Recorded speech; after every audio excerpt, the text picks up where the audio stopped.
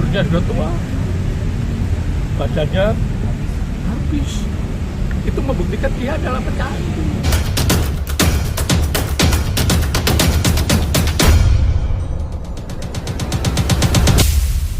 Jadi teman-teman media, ya ini kami tadi baru selesai sidang keterangan ahli pidana narkotika dan ahli juga mengenai rehabilitasi. Di samping saya ada Pak Anang Iskandar, ya mantan kepala BNN yang akan bercerita banyak tentang hakikat seorang pengguna dan apa yang terbaik bagi seorang pengguna narkotika, ya yang kecanduan tentunya ya. Jadi tidak banyak bicara, silakan bertanya kepada Pak Anang Iskandar yang adalah mantan kepala BNN sejak tahun 2012 sampai dengan 2015. 4 tahun ya? 3 tahun. 3 tahun. Tadi kan dalam pledoi Bapak menjawab bahwa Faris Yassin tidak bisa dijerat pengedar ya Pak? Yes. Seperti apa Pak? Ya, undang-undang narkotika membagi 6 peran. 1 peran, ya kan? Kejahatan narkotika itu sebagai penyalahguna, 5 peran sebagai pengedar. Nah, Farid ini, ya kan, dia membeli narkotika untuk dikonsumsi. Artinya yang bersangkutan penyalahguna bagi diri sendiri. Penyalahguna narkotika kalau di asesmen atau dimintakan visum namanya pecandu. Namanya pecandu. Nah, pecandu ini wajib dihukum rehabilitasi. Kalimatnya wajib. Kenapa wajib? Kalau Farid nanti terbukti salah melakukan tindak pidana narkotika, Farid dihukum atau diputus menjalani rehabilitasi. Tapi kalau terbukti Farid nanti tidak bersalah melakukan tindak pidana narkotika, maka Farid ditetapkan. Faris ditetapkan oleh hakim menjalani rehabilitasi. Artinya rehabilitasi wajib, baik salah maupun tidak salah terhadap penyalahguna itu wajib direhabilitasi. Ya, terbukti salah, tetapi kalau menggunakan paradigma hukum pidana, maka kalau terbukti salah penjara, itu masalahnya. Dan kalau tidak terbukti salah dibebaskan, itu hukum pidana. Sekali lagi, ya kan? Tadi sudah saya sampaikan sebagai saksi ahli bahwa pengadilan negeri itu berwenang hanya untuk perkara pidana dan perdata.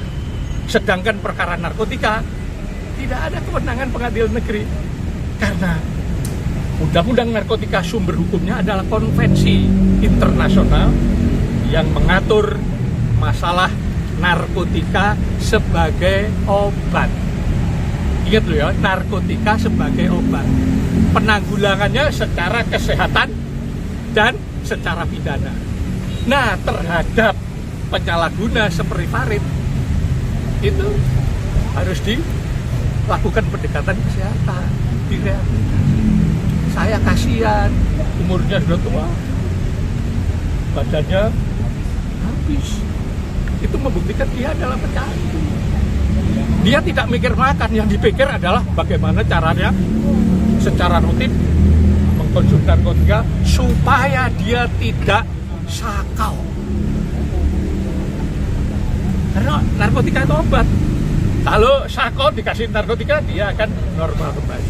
Nah ini, jadi pemahaman ini yang harus dimiliki oleh penegak hukum, mulai dari hakim, jaksa, dan penyidik, bahwa pendekatan penyelesaian masalah narkotika, khususnya penyalahguna, menggunakan pendekatan kesehatan, tidak diperlukan pemidanaan.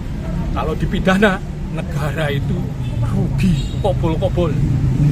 Berapa biaya penyidikan, berapa biaya penuntutan, berapa biaya pengadilan, berapa biaya ngasih makan tahanan, berapa biaya membangun infrastruktur penegakan hukum, termasuk infrastruktur lapas. Padahal kalau direhabilitasi biayanya murah, simple, tidak banyak masalah. Karena sekali lagi kejahatan narkotika itu bukan kejahatan yang rumit, kejahatan yang simple, ya kan? Yang digolongkan dengan transnational crime, bukan extraordinary crime yang sulit, enggak. Hanya perlu sistem yang dibangun negara ini harus pas, kebijakan hukumnya pas, implementasinya pas, rehabilitasinya bagus, baru bisa menyelesaikan masalah narkotika.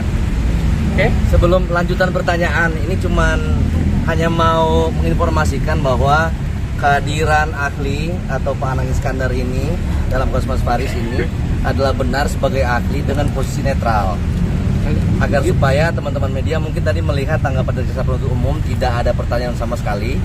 Begitu juga dengan majelis hakim tidak pertanyaan sama sekali.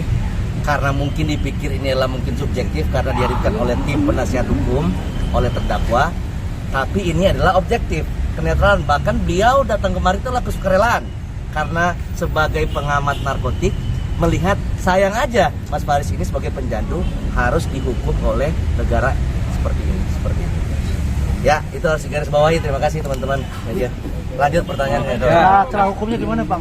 Kenapa? Setelah mendatangkan ini. Setelah mendatangkan keterangan ahli, Ya. nanti ada penuntutan. Cuman kan tadi sudah disampaikan oleh saksi ahli bahwasanya status pengguna dan pengedar beda. Kalau pengguna tidak perlu disidang, ya. Kalau pengedar disidang dipidanakan, begitu. Memang belum ada khusus pengadilan narkotika, tapi pengadilan negeri berwenang untuk pengedar. Tapi kalau untuk pengguna ini memang seharusnya langsung direhab. Makanya kepekaan dari penyidik, kepekaan dari majelis hakim untuk menentukan apakah seseorang itu pengedar atau pengguna. Nah, ini kita sudah dapat fakta-fakta dari persidangan terdahulu bahwasanya seorang Faris RM memang adalah pengguna berat yang pernah direhab tapi kemudian masih kecanduan sedikit sehingga dia menggunakan lagi. Jadi karena dia pengguna, pasal-pasal yang didakwakan semua kan adalah pasal mengenai pengedar. Pasal 114 pengedar, pasal 111 pengedar, pasal 112 pengedar. Sementara Faris RM adalah pengguna. Harapan kita penuntutan ini juga mengikuti pola-pola yang sudah ada dalam persidangan, bukti-bukti dan fakta-fakta, sehingga tuntutannya harusnya lepas atau tuntutannya adalah rehabilitasi. Tapi itu harapan kami sebagai pengacara. Tapi kami berharap aja kepada majelis hakim nanti ketika kita mengajukan pledoi dan permohonan untuk mengajukan rehabilitasi, ini kemudian mudah-mudahan harapannya diterima oleh majelis hakim berdasarkan fakta-fakta dan bukti-bukti yang ada. Nah, sidang selanjutnya adalah di minggu depan tanggal 21 Juli itu mengenai penuntutan dari jaksa penuntut umum.